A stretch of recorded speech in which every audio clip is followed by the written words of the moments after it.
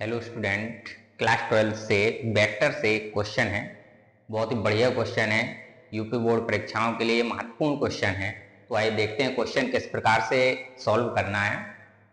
Question दिया हुआ है I cap cross A vector cross I cap plus same order में जे कैप के लिए J cap cross A vector cross J cap plus K cap cross A vector cross K cap equal to A vector prove करना है।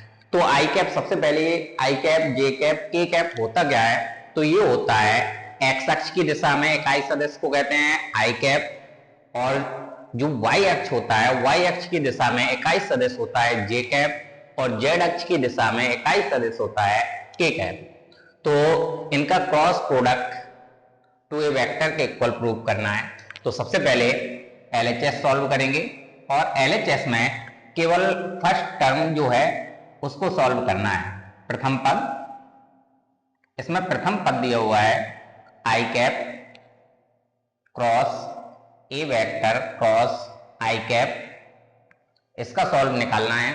तो सबसे पहले यहां पर मान लेंगे, माना ए वेक्टर जो सदिश दिया हुआ है ए वेक्टर इक्वल a1 आई प्लस a2 जे कैप प्लस a3 के कैप, ये मान लिया यहां पर ए वेक्टर।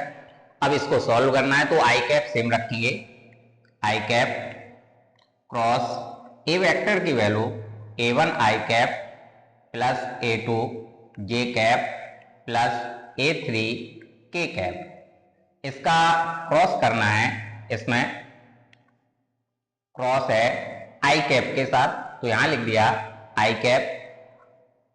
अब इन दोनों का क्रॉस करना है, तो क्रॉस देखिए किस प्रकार से करेंगे। क्रॉस का मतलब होता है यहां पर सदिश गुणन। तो यहां पर आएगा आई cap same cross I cap का क्रॉस फर्स्ट टर्म में करना है, तो यहां पर आ जाएगा a1 I cap cross I cap plus a2 J cap cross I cap plus a3 के कैप क्रॉस आई कैप, ये इतना हो गया। अब पता होना चाहिए आई क्रॉस आई की वैल्यू। तो आई क्रॉस आई होता है 0, आई क्रॉस जे आई कैप क्रॉस जे कैप होता है के कैप। ठीक इसी प्रकार से आगे भी। तो यहां पर सबकी वैल्यू पुट कीजिए, आई कैप सेम रखा, क्रॉस a1 आई क्रॉस आई 0 हो जाएगा, तो ये 0 हो गया। जे क्रॉस आई इसका जो ऑर्डर है क्रम वो उल्टा दिया हुआ है, जे के बाद के आना चाहिए, आई आ रहा है, तो ऑर्डर जो दिया हुआ गलत ऑर्डर में है, इसलिए इसकी वैल्यू माइनस के कैप हो जाएगी। a2 इसकी जगह पर माइनस के कैप, इसके लिए फॉर्मूला प्लस a3 के बाद आई क्रम में है, तो यहां पर आएगा इसकी वैल्यू जे के इक्वल हो जाएगी जे कैप। तो ये अपना सॉल्व होके आया, ये 0 समाप्त हो जाएगा। आई कैप क्रॉस माइनस a2 के कैप और प्लस a3 जे कैप। अब फिर से आई का क्रॉस करवाना है यहां पर, तो माइनस a2 आई cap cross K cap plus, उल्टा नहीं लिख सकते, पहले आई ही लिखना पड़ेगा, इसके बाद के लिखेंगे प्लस, क्योंकि सदिश गुणन है। सदिश का मतलब दिशा लेकर चलेंगे, यदि दिशा उल्टी कर दी तो यहां पर मान में चेंजिंग आ जाएगी। तो यहां पर आ जाएगा a3 आई कैप क्रॉस जे कैप। यहां पर भी वैल्यू पुट करना है, आई के बाद जे आता है, तो यहां पर के आया हुआ है, तो इसकी वैल्यू जे कैप तो होगी लेकिन माइनस में होगी, माइनस a2 इसकी वैल्यू माइनस जे कैप प्लस a3 आई क्रॉस जे, आई के बाद जे क्रम में है, तो इसकी वैल्यू के कैप। तो ये आ गया a2 जे कैप प्लस a3 के कैप, फर्स्ट टर्म हो गए, प्रथम पद सॉल्व हो गया। इसी प्रकार से द्वितीय पद सॉल्व कर लेंगे, और द्वितीय पद का सॉल्व क्या आएगा ये देखते हैं।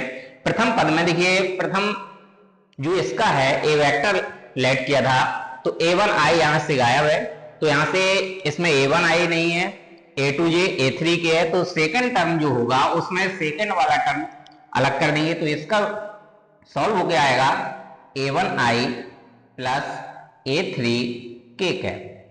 और तृतीय पद में सॉल्व क्या आएगा, तृतीय पद का सॉल्व आएगा, इसमें तीसरा वाला पद गायब हो जाएगा, तो यहां पर बचेगा a1i cap plus a2j cap. अब क्या करना है, तीनों को प्लस करना है, तो तीनों को प्लस कर दीजिए, लिखेंगे जोड़ने पर तो इसमें आएगा a2j plus a3k plus a1i plus a3k plus a1i cap plus a2j cap. सबको प्लस कर लीजिए, तो प्लस हो गया है a1i तो 2a1i तो a1i और a2j और ये a2j 2a2j तो ये आ गया a2j और a3k ये भी डबल हो जाएगा a3k, तो तीनों टर्म डबल हुए, तो इससे 2 कॉमन कर लिया, a1i a2j a3k ये वैल्यू है a वेक्टर की, तो ये आ गया इसमें 2a वेक्टर, जो प्रूव करना था RHS के इक्वल हो गया। तो क्वेश्चन बहुत ही बढ़िया क्वेश्चन है, आपके परीक्षाओं के लिए महत्वपूर्ण क्वेश्चन हो सकता है, इसलिए